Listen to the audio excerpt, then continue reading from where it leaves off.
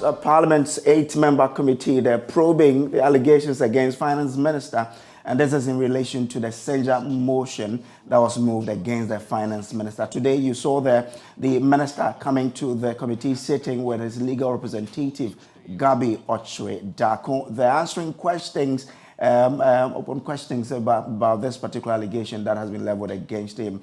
Now, the committee's work is to ensure that they give the optimum time to the minister to answer questions that have been brought to their attention. So you saw the petitioners there, the people who brought the motion. That's the minority side of Parliament, represented by the leader himself and the spokesperson for finance, Dr. Kaisel Atoforsen, who brought up issues related to financial malpractices and trying to establish their case that the Finance Minister Ken Ofori-Atta has not been truthful with Ghanaians and therefore needs to be kicked out of office. It's been a very long hours of sitting. This will continue for the committee to complete their work and submit a report to the plenary. Now, remember that the Speaker of Parliament referred the motion, the censure motion that was moved against the minister. In his ruling, he said it was necessary for the minister to be given that opportunity to try and exonerate himself, answer questions that will be asked of him, and that's why this committee came. It's an 8-member committee chaired by 2 people, Katie Hammond and 1 member from the minority. Now, our parliamentary affairs correspondent, Kweku Asante, has joined us from Parliament. Now, Kweku, you were there. After the sitting, what are some of the reactions that have been coming up so far? All right, now we'll take you to Kweku Asante live. But first, minority in Parliament say the only way investors and the international community will regain confidence in the Ghanaian economy is if Finance Minister Ken Ofori-Atta is relieved of his duty. Making their presentation before the 8-member ad hoc committee to look into the grounds contained in the censure motion moved by minority spokesperson on finance, Dr. Kaisel Atoforsen, said the current economic woes of the country is due to the incompetence of the finance minister, who must continue to keep his job, who must not continue to keep his job. Now, you know that Kaisel has been trying to establish why the minister does not deserve to keep his job. He's gone into budget that have been presented to Parliament and has gone behind the numbers and to bring up some facts that do not add up to portray that the finance minister has been hiding something from the Ghanaian citizens. We'll be going live to Parliament to bring you more on this particular development. But remember that the committee is supposed to complete this work in 7 days and to present their report to the Speaker, which then, of course, will influence the way forward in this particular matter. But the minority are still trying to adduce their case, make their case stronger, to then confirm that the minister, of course, need to be kicked out of his job. But the proceedings started early morning today and has been going on to about some few minutes ago when they prevented. So we'll bring you a recap of how things has been for today. It was a hearing full of heated arguments and forceful presentations. The minority set out to brand Ken Ofori-Atta as the minister who must not continue in his current role as the finance minister. Counsel for the finance minister, Gabi Ochre-Dako, objected to the manner in which the minority were handling their evidence. And it would not be fair to the Minister of Finance to be ambushed and right here, without any preparation, to start answering questions. The documents are fine, but before we even be able to look into the documents, we want the charges to be complete with the particulars. That's all we're asking. Minority leader Haruna Idrisu described the minister as incompetent, the sole reason for country's current economic predicament. 2017, $1 was to 4.2 Ghana cedis. Today, $1 is 15 Ghana cedis. That has meaning for businesses in Ghana. The cost of doing business is unacceptably high for businesses. The pharmaceutical industry is complaining because it affects their imports and they are made to pay more.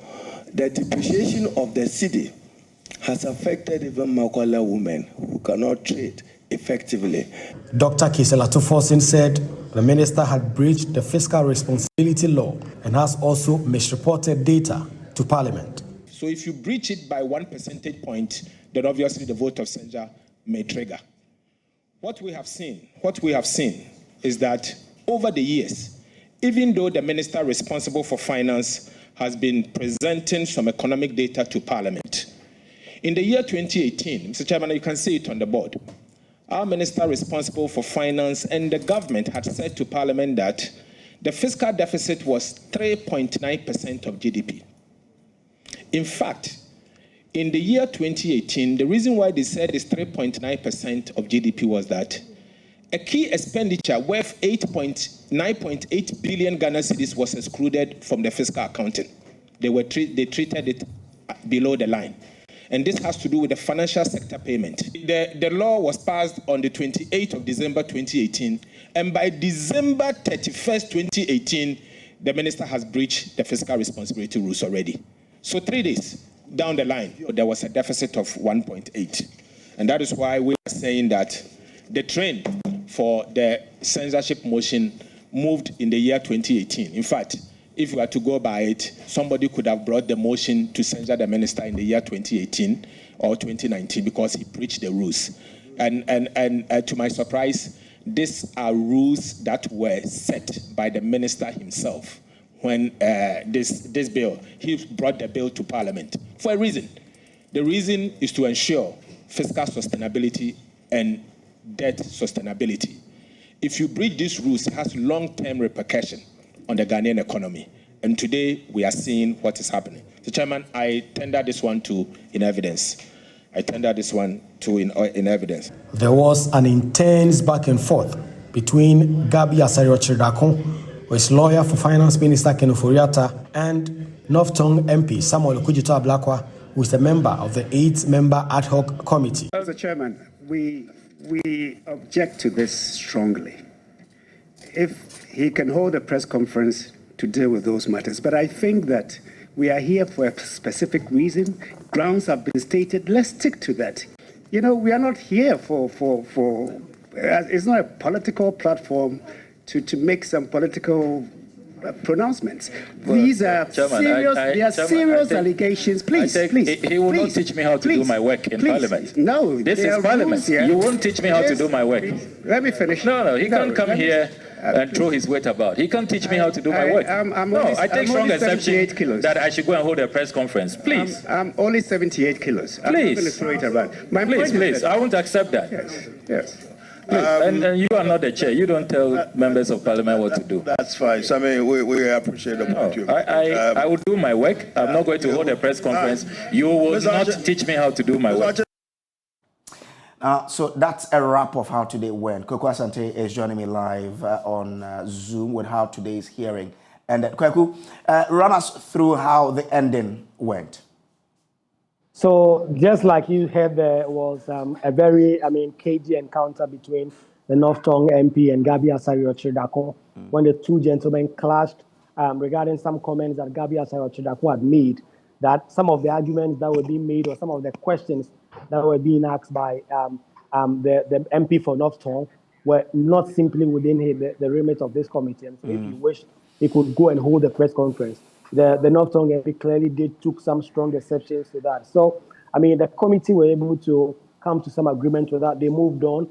The minority continued in their argument that the finance minister had particularly misreported data to the House because that was dishonest and that was directly in terms of trying to mislead Parliament into approving some of the things for them.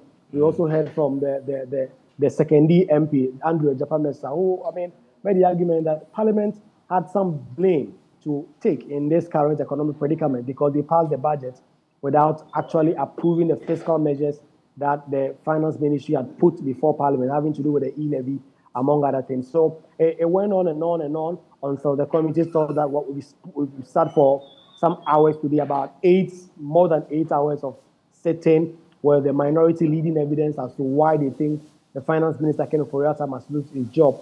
In view of that, the committee decided that they would take some adjournment, and then on Friday, they will resume. It is not clear what is going to happen within these intervening days of tomorrow and Thursday.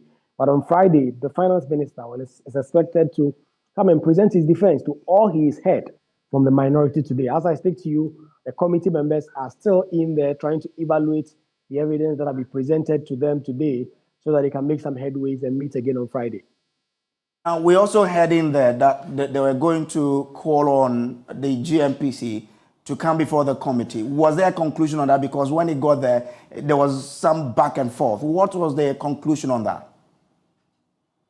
The committee had led some evidence to the fact that the finance ministry had lodged some amount of money into some foreign accounts as regards to petroleum revenue. And they were citing the Public Interest and Accountability Committee's report, the PIAC report, as the basis of the argument. It was then that the second MP, Andrew Ejapemesa, was also the Deputy Energy Minister, came in to say that, well, GMPC is the sole shareholder of the Jubilee Oil Holdings Company.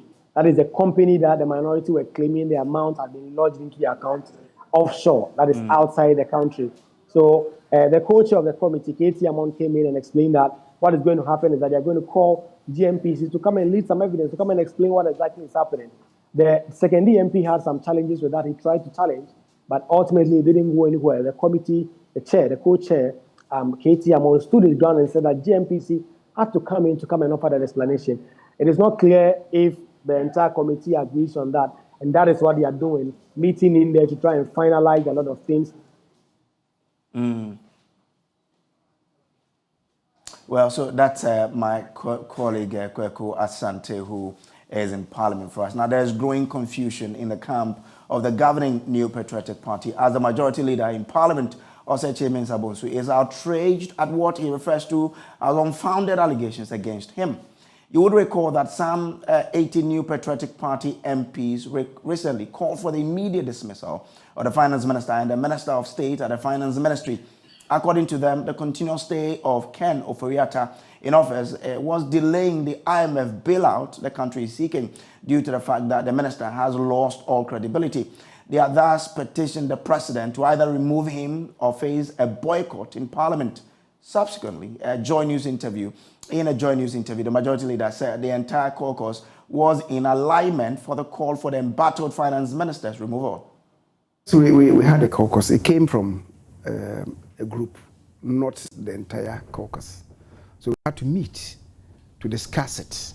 And when we did meet, there was, I would say, congruence of opinion around what had been done. Okay, so fundamentally, everybody agrees Ken must go. The question is when and how. I think you are determined to push me to the. No, I'm just determined to push me to the wins. Because if you say there was unanimity, the unanimity was around what? There was general alignment with the cause that they stood for. And the cause was let him go. The cause was let him go. But between now and December, a lot of water could still pass under the bridge. But that is why I keep insisting that we will do what is best for government, for country. Now, according to the majority leader, Gabi Asare Ochre Dako, an MPP stalwart and the finance minister's cousin, has accused him of instigating the cause by some majority members for the removal of the finance minister. Last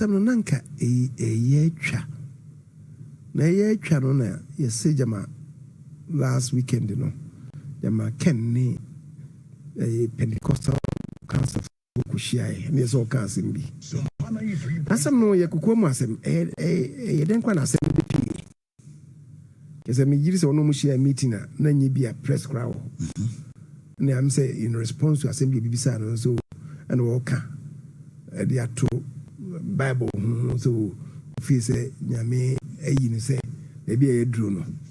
On one free, how no more. Until officer is been ordained by God to do that. Now, in Kasem and Kenyasi,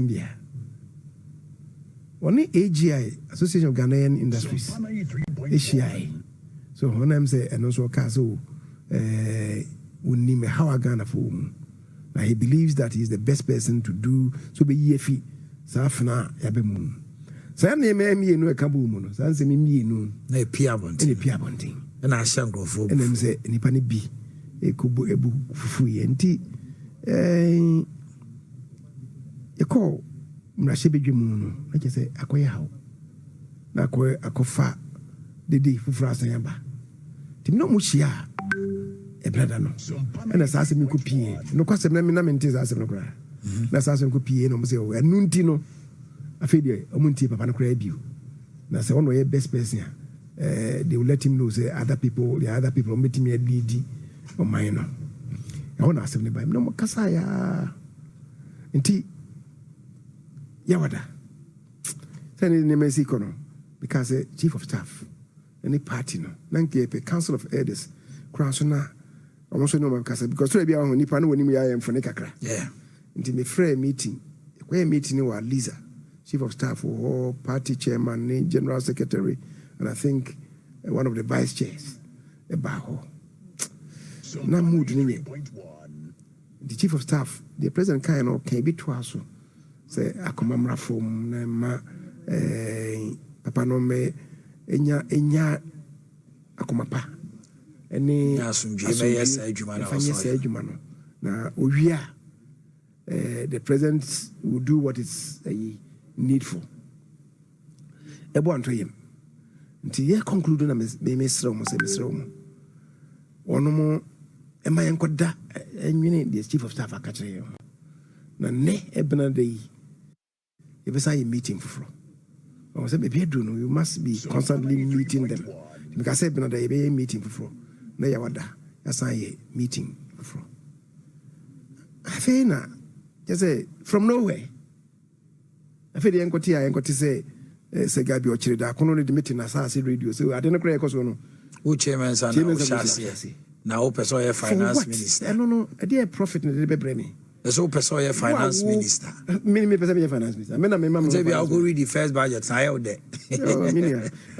Obi o card in bomu no so not of tushiti. To a shaman for bufu kra more. What I say? And I kofa the day for Frasan ba say ono Gabi Ochida kono. Who does he think he is? That's what you say why. Me ekufuado na me som no. Me som party no som MPP aban. We yes ane mana. I say the nipa here na just say wo no. No, you can't govern and kasa. What's your locus? What kind of chairman's abuse in the chassis? I don't know. I'm saying, I'm not making a baby. I say, I don't know if me coffee na me who say me hokra and family papa. So, but Sunday man, yeah. But of course, any be sanity. Moses, I may dean and him so go Israel for if he misread. Na what do you fa pokoko mu no twa pokoko no kodu akire no afei na wo mu ansa nunu Israelfo na san nunu ai so dia ba ha se obeku yin afei de e compra de nya duane ni what you say and hu yin yin nti sometimes enipa esu maybe ebia make Gabi na sem go bi ni se nunu kese because area ono rapid results na wo nya rapid results nti ebia say now the chairman's why would I do that? For what?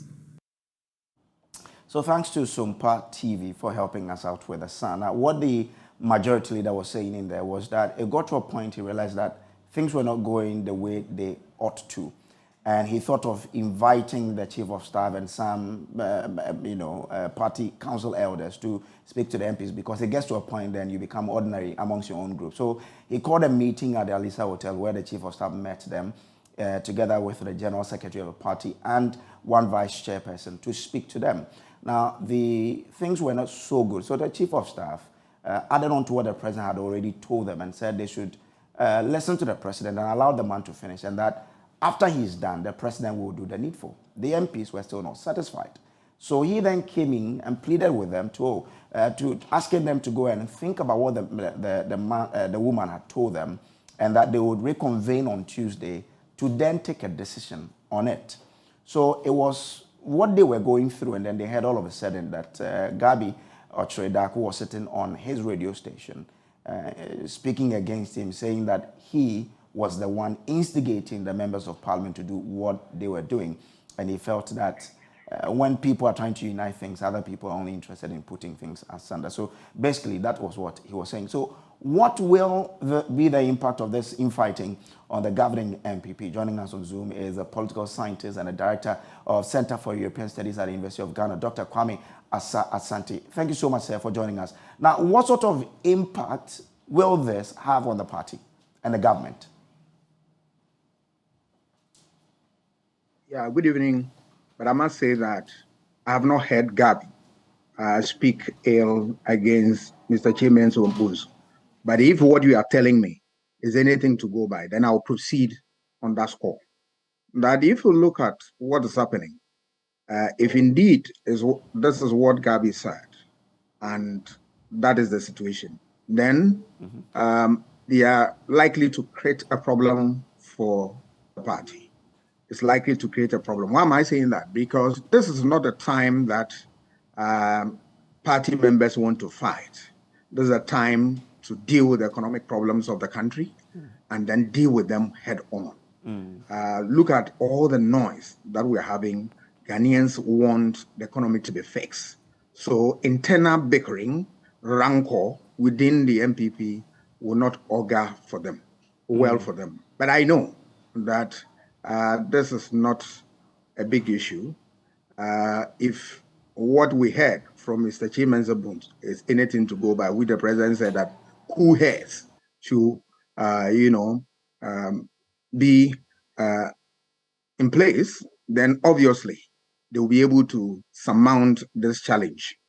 It is normal for party people at a point in time ruffle feathers and then create all manner of problems. But when the time comes for them to unite and fight for the common cause, you see them. MPP had done it before. So I know this one is just something that it can deal with in no time. Look at the trouble that they went through before winning election in 2016. That was a very huge problem that confronted them, but they were able to surmount it. So I believe that this one, when party elders, party leaders begin to look at this thing and then see the way forward, I'm sure they will handle it in no time. Dr. Asante, I'm grateful that you could join us tonight on our news. Now, does the Member of Parliament for Adanse Asokwa Kobina Tahil Hammond, Katie Hammond, buy fuel or not? Did he merely fight at a fuel station recently, or is just joking about the issue of expensive fuel? Watch this piece by Jojo Kobina. To say that high fuel cost in Ghana is becoming unbearable is an understatement. Diesel and petrol are the two key drivers of Ghana's current inflation rate of 40.4%. Inflation for diesel is 155.6%, which is 4 times the average inflation. Petrol is now 111.9%. That is about 3 times the average inflation. That is the main reason why transport fares are up. It also accounts for the high cost of groceries and other goods. The impact of high fuel cost is being felt in the pockets of many Ghanaians. We have to start working because any day, any time, the fuel price is going up. And right now, we don't know what to do now. So we have to start packing our cars and start working.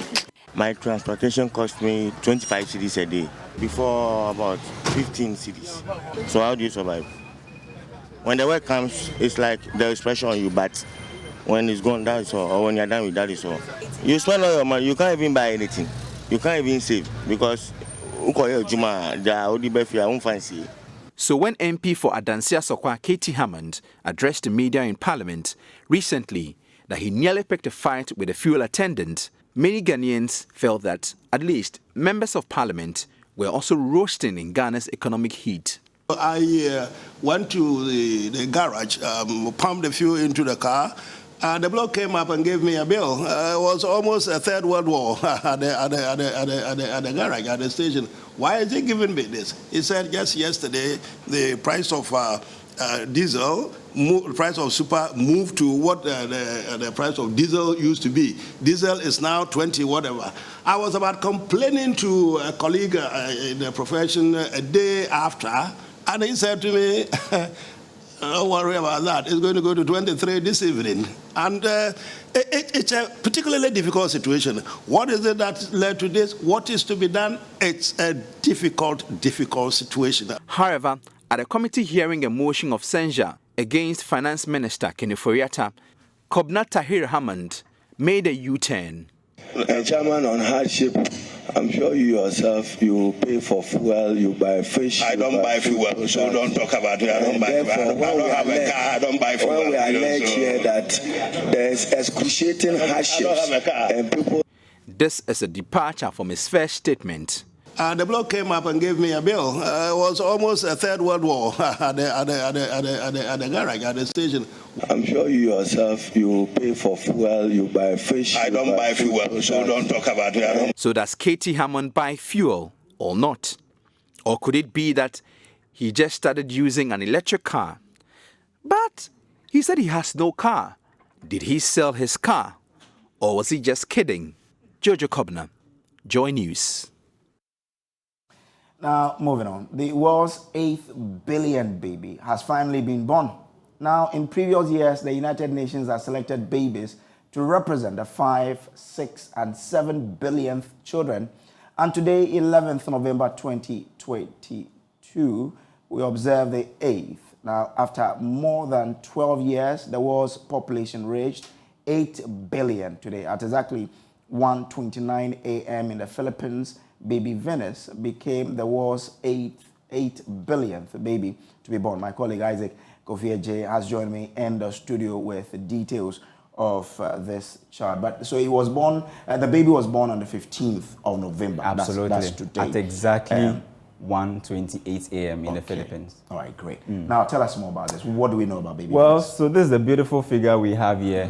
The world's population is now 8 billion people. It simply means we have 8 billion people in the world right now. So it simply means that, if I show you one person every second, it will take me 253 years for me to be able to show you the faces of all these 8 billion people that we're talking about. Interesting. But there you go. That's beautiful baby Venus in her mother's arms. She was the first baby to be born today. And symbolically, she is our 8 billionth baby across the globe. But she was born at exactly, 1:29 a.m. in the Philippines in Manila, and she's currently being the symbol of the 8 billion child that we're talking about. But what has been the trajectory in terms of the world's population? If you track from 1804, when we first hit our first billion, just look at how the world has added a lot of people in terms of the numbers, crossing every discrete point almost every 12 years. But it took us, some 300,000 years to be able to have our first billion. And there we've added up to, 8 billion as we're talking about today. But it took us 12 years to move from 7 billion to 8 billion. It will take us additional 15 years to move from 8 billion to 9 billion, and 21 years to move from 9 billion to 10 billion. So it will take us a long time. But if you look at the disaggregation, the key drivers of the 8 billion population that we're talking about, so we can have one country having a population more than a billion. So just look at this country, top 3. And obviously we have China having a population of 1.4 billion, followed by, India, 1.42 billion. And then there's also United States, 38 million, people. It is projected that India will overtake China to become the world's most populous country, probably in the next year or two.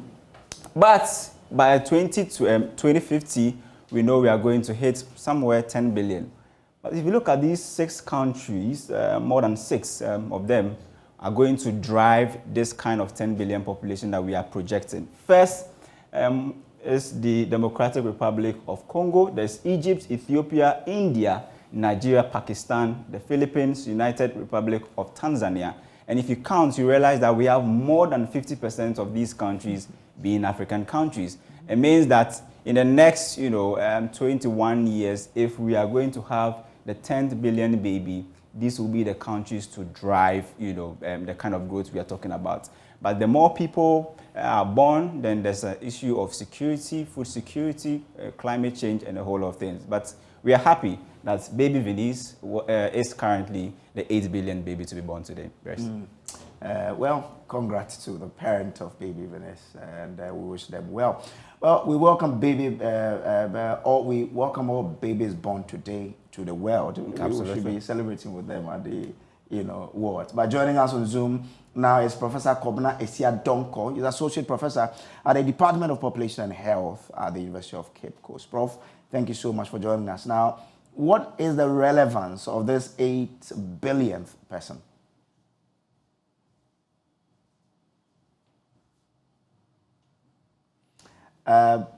Prof, if you can hear me, kindly unmute so you can we can follow what you're telling us. I'm asking, what is the relevance of this 8 billionth person that has been given birth to?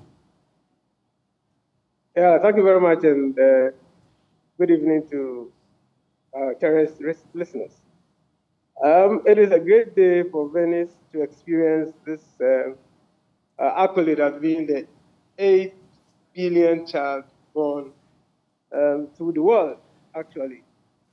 It is a great moment because the billion milestone enables us to track a couple of population and other related issues. For instance, if you look at when the population failed.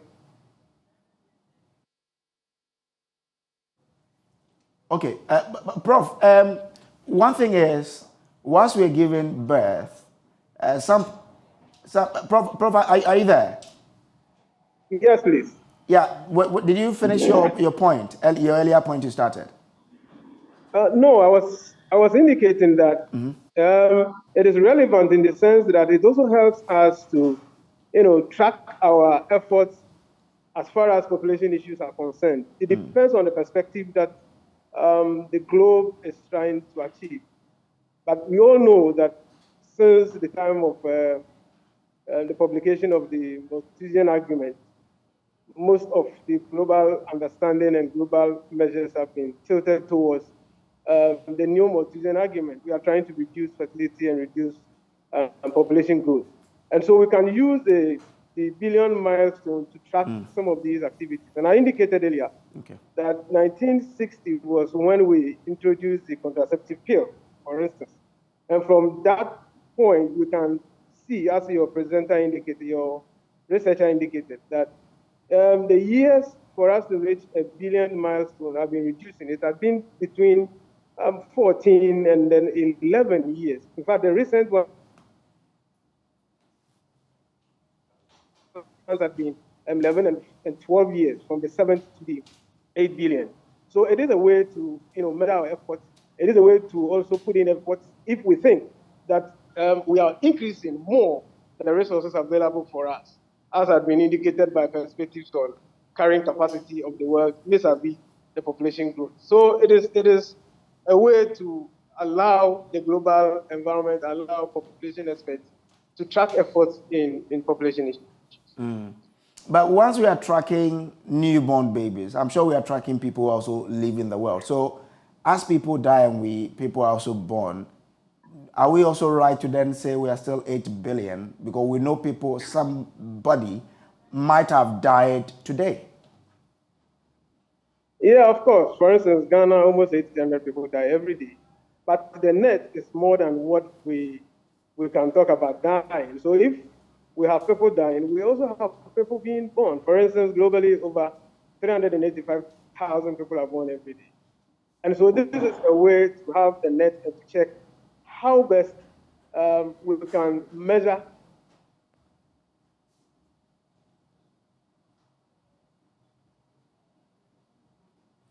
Well, that's Professor Kobna Esia Donko there. He's associate professor at the Department of Population and Health, University of Cape Coast. Moving on, one person has been confirmed dead and 4 others in critical condition as police duty officers stationed with Newmont Mining Limited clash with the youth at Kenyasi number 2 in the Ahafo region. Sources say personnel from the Form Police Unit and Counter-Terrorism Unit stationed with the Newmont Company had an altercation with a motor rider, gunning one person down in the ensuing struggle. His death sparked a revolt by the youth, leading to the 4 more people being shot. The youth then took over a bridge between Kenyasi No. 2 and Ntotroso Road in protest. Erastus Asaridonko has more. So we are here at Kenyasi No. 2, where we understand that some 2 people have been shot by police. One is dead, according to the people here. We have not confirmed that independently, but another has also been shot and has been rushed to the hospital. Now, what we are learning is that this is happening over some abandoned material belonging to the Newmont Company Limited. That's according to these people. I will try to find out. Currently, as you see behind me, they have mounted a blockade there. The youth are very angry at the moment. They have their grievances, why they are angry. We'll try to find out from them why this is happening and why they are so angry. Let me speak with you. Yeah, Timamufu, Jumani or Maimu. Animont, a buona, what to a guano, and yes, your coffee bedi. A far bonus in your banson or massage, no Yakotum. And no quite audio cotum, Nankebush of Fabaka here. Omodia cotum, you assess your move and cotum, you don't to two. Omo Yano must attend to two. Anything Yanuka say, Omadi cat to be two. I'm a Nippon hospital. Yes, Baba. Yes, you bad demonstration. And almost 2 obisu 2 nensa. What emergency is here? So Newmont police. Was here from anti-robbers. I'm a casting them on the buy. Obedian almost start. I cannot hear a cocoa. I know minimum baby or green nada. So I didn't know a cost. Idea. On mine or some for if persuasion fail, force must apply. We will do everything possible for this community. Young slow mo that. You bet me no man say. I do so Pamiantina or Mubaya Johnny. So my own says Muba and Kumno Baba Kunyan dear Yadika and Surrey. And so my quite go ahead say young Conquest Sab one been bedded dear. Shannon Mom secret in the BNC yard mortal, Wakako Yajima, yes, young chain. And I say, young mass secret in the Biaquans on Tracroma. We are working out to meet Tracroma. Yes, because your chrono was some penny. But yes, your chrono was a young Bocron, okay, so in effect, what they are saying is that Newmont Company Limited, ahead of me here, they have some abandoned rocks that they do not like, and that is what they are also relying on to use it, process it for gold so they can also survive. But then when they go in for these so-called abandoned rocks, they are chased by the police, arrested and fined. But these days, they are not arresting them anymore. They are shooting to kill them. And so he's telling me that as we speak, they have gunned down one person, and then they have also shot and injured another person. I was asking who shot them. He said, police recruited by Newmont Company Limited. They are doing that right here at Kenyasi.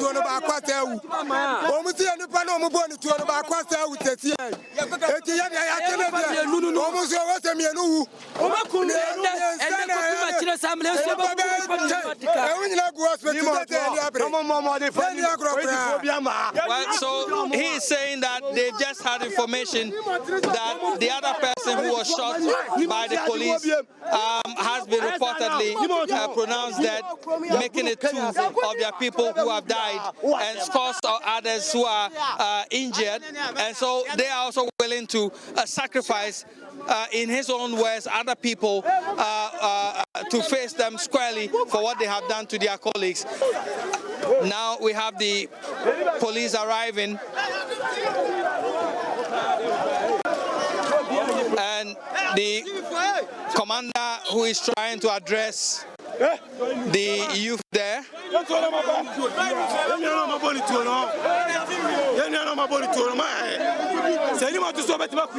the police are in, and you can see the commanders trying to have a word with the angry youth.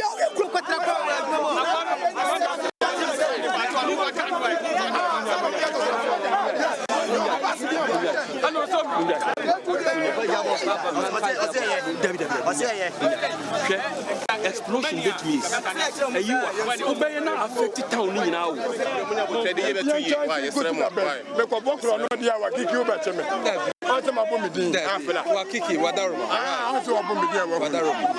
They are trying to do their best to bring the situation under control, and you could see that they are not trying to inflame passions.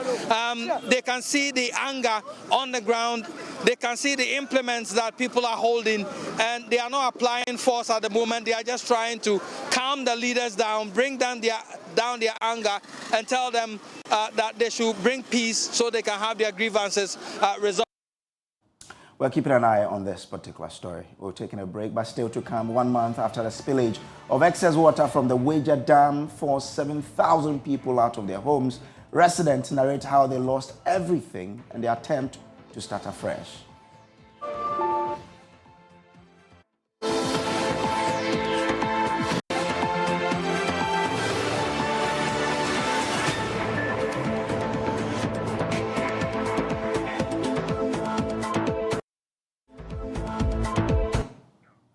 Welcome back from the break. An investigator with the Immigration Service, Superintendent David Essien, has revealed that the mother of Chinese national Aisha Huang is the director of a licensed mining company. The company operates in the Ashanti region, and Ms. Huang, who is accused of engaging in illegal mining, is alleged to have mentioned the company as a business entity she rents out mining equipment to. Investigations is, however, said to have revealed that her mother had leased out a portion of the company's concession to her, but she failed to pay for it. Court correspondent Joseph Akable reports. Superintendent Essien is the Attorney General's witness in a trial in which Ms. Huang is accused of engaging in illegal mining in the Ashanti region. He continued with his testimony on Tuesday. He had told the court his investigations into her activities revealed she had used a forged marriage certificate and a passport to obtain a residence permit. He also told the court the accused person gave investigators 2 statements. These statements were tendered into evidence. Mr. Date asked whether the investigators had the assistance of an interpreter. Superintendent Essien explained that that was not necessary because she spoke Twi and English fluently. I had a one-on-one interaction with the accused and we spoke in English. When she honored the invitation during the interview, we spoke in English and she responded in English. And my lord, she was very fluent in English. She even speaks fluent Twi. So my lord, at the point we were taking the statement, she didn't give us any indication that she needed an interpreter. And everything she understood it before appending her signature. He was then questioned on whether any independent evidence existed backing the allegations of her illegal mining. Superintendent Essien said other Chinese nationals arrested at the site had indicated they were working on her behalf. He also said the accused person had equally asked the whereabouts of her employees and provided their passports as well. Investigators are also said to have engaged a mining company she had claimed had rented some mining equipment from her. The witness said they rather discovered that Aisha Huang's mother was a director of the mining company that had leased a portion of the concession to her for mining. It is true that it took the service 3 years. You bear with me that depending on the level of the case, investigations can take an hour, days, years, or decades for crime to be detected. Even before the arrival of our Obuasi team, the accused surfaced to inquire whether her employees who she had sent to Bipotintin had arrived. When we realized they were not in, she left. When I interviewed the intercepted employees, their leader, Gao Jin Chen, who could speak broken English, he told me the accused sent them to mine and that their passports were with her. Aisha Huang is said to have failed to pay for the concession. The case is back in court on Wednesday. Now, the spillage of excess water from the Weija Dam forced 7,000 people out of their homes a month ago. It also killed a 55-year-old man, with schools forced to shut down for a week. But for the timely intervention of rescuers, 92-year-old Grace Obia would have also died in the floods. She has been narrating to Joy News how pictures she had kept for decades with the hope of showing them to her grandchildren were all destroyed. Maxwell Agbagba has the rest of the story. The Weija Dam municipality is beautiful with stunning views, especially from its numerous hills. But all of that changed when the spillage of excess water from the Weija Dam started forcing residents out of their homes. Communities such as White Cross, Tetegu, and others changed into a river with no dry land. The only way to access the communities was with a boat. So 1 month ago, I was here at the Weija Dam municipality where hundreds of people were marooned on rooftops after the spillage of excess water from the Weija Dam. I was here together with personnel from the 48th Engineer Regiment who were on a rescue mission. They were on a rescue mission to save many lives, and we joined them on that journey. It is exciting to see that life has bounced back to this community with the residents going about their normal activities.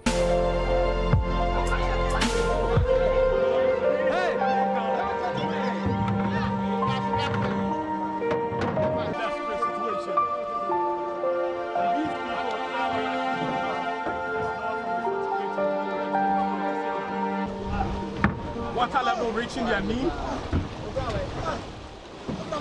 I've never seen anything like this in my whole life. This is the first time I'm seeing something like this. There's a woman here who is on this boat here with me. Let's interact with her. Let's find out from her. Hello. She doesn't want to talk to me.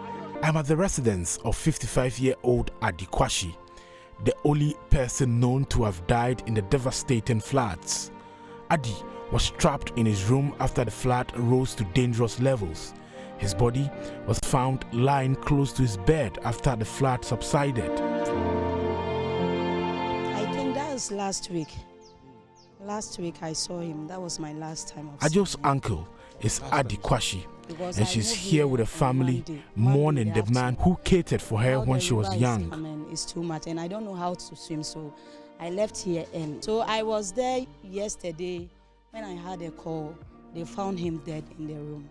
I'm now at the residence of 92-year-old Grace Obiya. She lost everything to the flood here in this Weija community. And she was one of the people who was trapped here in this community. What you can see behind me are some of the things that got destroyed, some personal possessions that got destroyed after that flood. You can see books here, still here, 1 month later, still here. She's been telling me about how she lost all her pictures, some dating back to about 60 years when she was young and very active. 92-year-old Grace Obiya is seated in a wheelchair outside her home. Tears well up in her eyes as she narrates to me how she lost everything. She was at home when the flood water started rising to dangerous levels, but for the timely intervention of her grandchildren, she would have died.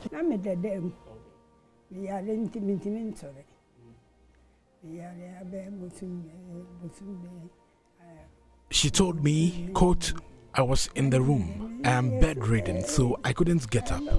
I heard loud screams from outside that is fast approaching. I asked what they were talking about. I had sent my grandchild to buy bread for me for some tea. She came back to the house to tell me our community was getting flooded. She said, the water forcefully opened my gate. I was here and I could see my house getting flooded. I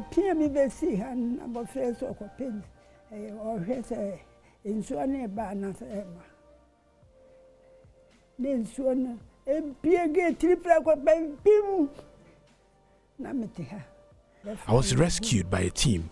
They carried me. I felt pains in my joints. They carried me and waded through the water to the side of the road. All of us couldn't come back home for days. I was taken to the residence of one of my children at Kaswa. I lost everything, my passport and pictures and everything, she said as tears started to well up in her eyes.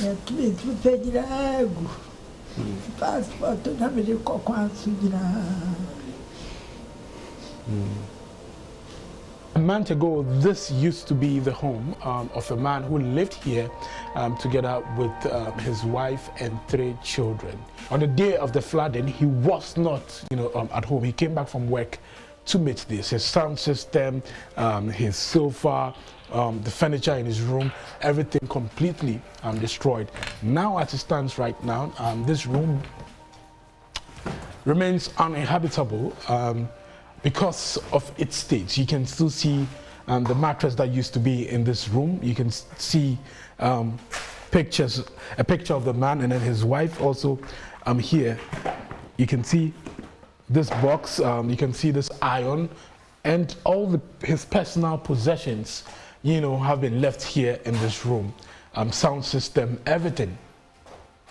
There is the kitchen. And then also here, I'm told, it's the bedroom. It tells you the enormity of the flood water here at Weija. You can still see the flood marking still on the wall. So this used to be a bedroom. Now, Municipal Chief Executive for the Weija Dam Municipality, Patrick KB Kumo, says as part of measures to try and deal with the issues to stop the flooding, the Weija Dam and its canal will soon be dredged with structures in waterways demolished. By and large, I believe we are still getting somewhere. But some actions in the coming months will be taken, i.e. we have some structures that I believe are very close to the canal, which has to be pulled down. We have already marked those structures for demolition. We are just waiting for the situation around those areas to subside, and of course we can move in to get those structures off the way. Whilst we're also looking for the last solution, which is the dredging of the downstream of the canal through to Chukwume.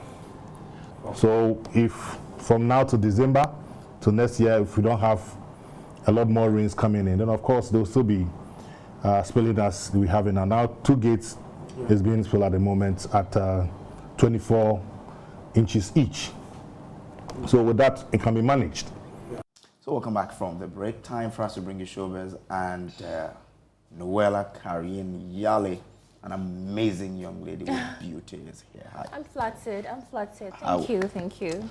You know you are. You know who I describe you to be. How you doing? Thank you. I love your suit. Thank you. You always mesmerize me with your colors. So yeah, kudos to you. Well, kudos to the ladies at the makeup room. Department. They're good at choosing the colors for me. You know. Anyway, that's great. So let's begin with Sarkodie, because over the weekend he was on Showbiz A to Z and he spoke at length on a number of things, but for today we're going to do his clarification of a statement he once upon a time said about media personnel. So basically he stated that if you're media personnel and you haven't been able to make it to the BBC, you have no moral right to criticize artists or musicians. Now, for the benefit of those who probably missed out on that particular story, so he has been clarifying the statement on Showbiz A to Z. Let me take it from an artist perspective. When artists listen to radio, right, and you know the media talking about artists, they don't say, yeah, unless Sarkodie is in that situation where they have to talk about Sarkodie. But anything they will say, Ghanaian artists should, right? So and I'm pretty sure there are some artists that are actually working or trying their best, but then understand that because collectively we haven't done that. You put all of us in the same box. I'm not talking about me, but a lot of artists feel a certain type of way when they hear that. So that feeling that the media felt when I generalized, and of course, as you said, any deep person knows I'm not talking about everybody. Exactly. That's not what it is. But just a taste of your own medicine sometimes. You know, not everybody had to react. And then we started the conversation about it because it was just as simple as it's a whole ecosystem. It doesn't end with the stars. It doesn't start and end with the stars. True. It's a whole lot that comes with it. So sometimes when you move, that's why I speak less, because I'm on the field. So I know what the problems are. And it's not really about Weija not doing this. But when Weija calls me out, then I have the right to call you out. Listen, as much as I haven't done my bit, you haven't to an extent. But if you want to move forward, is how are we going to move forward? But when we sit on radio, and the thing is, you guys have 24/7 sitting here. That's the cheating part you have over us. So you can speak 24/7, and then we will have to take it when we are listening to it. So from what I said, and people miss the whole context, I said yes, artists have stuff to do, and I still believe that we should work hard. But it's an ecosystem. It starts with the fans. It starts with. It's a whole lot. You know that conversation. I know you know, but anybody who got offended. I think that's how, just the feeling, just that feeling, how we feel it, you know. That's Makes sense? Yeah. You agree with him? Oh, I mean, when it comes to agreement, when someone makes his or her point. That's his opinion. Yeah. Anyway. I mean, I read a book on argument. Right. You keep your point, I keep mine. Else we will not progress. That's fine. That's fair. So you remember yesterday I brought you some story about Fred Amugi. Well, we've got an update. A watch company have been engaging the actor. And so we're hoping that from maybe next week we'll start seeing billboards of Fred Amugi, you know, scattered across. So yeah, that's Caveman engaging him. And we'll follow the story keenly and bring our viewers more updates. But yeah, if you're watching and you're a business, please keep it coming because we want to see Fred Amugi's billboard scattered across Accra. The media brings results. Yeah, of course. We put this out there yesterday and today. And today we've got results. We're grateful to Caveman. And that young man too is a great guy. I like him. Yeah, that's right. So kudos, let's see how it goes. For our last story, when was the last time you heard about or you saw Weija in the news? It's been long. When we heard she had, you know, changed her ways and had become a Christian. A Christian, born again. I think that's it. Yeah. Right. Anyway, blogger GH Hyper caught up with the young lady at the launch of a theme music for the Black Stars at Sky Bar. And, how's she looking? She's looking fantastic. Watch. I mean, it's. I mean, it's Weija, so a 360 must definitely feature. And you were mesmerized. Yeah, but I was trying to, Charlie, let me go back a little and watch it from an angle. I see. Anyway, Kojo, that'll be all for Showbiz. Thank you so much. And that's how we wrap today's bulletin. There's more news on myjoyonline.com. My name is Samuel Kojo.